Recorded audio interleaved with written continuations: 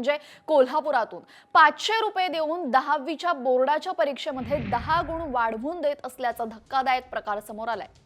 10वीच्या विद्यार्थ्यांना बोर्डाकडून विविध लोककला, चित्रकला आणि काही इतरही उल्लेखनीय कामगिरीबद्दल अतिरिक्त 10 गुण दिले जातात। यासाठी बोगस प्रमाणपत्र विकल्याची माहिती आता समोर आली आहे।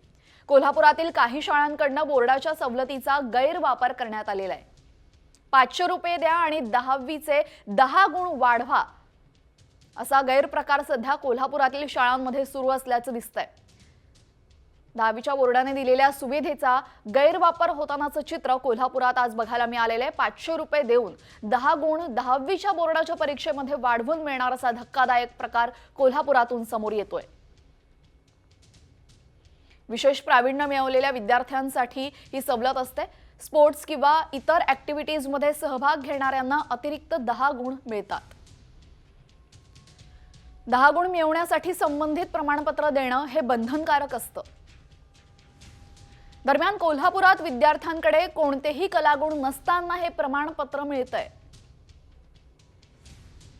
गेल्या वर्षी 50,000 विद्यार्थ्यांचे अतिरिक्त गुणाचे प्रस्ताव बोर्डाने फेटाळले होते। 23,000 प्रस्ताव एकट्या कोल्हापुरातले होते।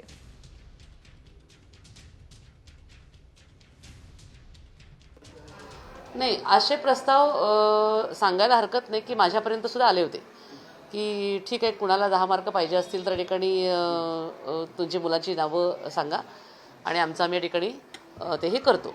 मग म्हटलं त्याचं काय प्रकार आहे, तर ते नाही, ते एक आहेत त्यांचं तरी करतात। त्यांना फक्त एका सर्टिफिकेट पाठीमागे 250 रुपये 300 रुपये द्यायचे असतात वगैरे वगैरे असं म्हटल्यानंतर मी सरळ त्यांना सांगितलं की माझ्याकडे असं मला काहीही बोगस करायचं नाही। माझी मुलं एकतर अभ्यास करतील, नाहीतर एकतर कलागुण जोपासून खरे खरे मार्क घेतील।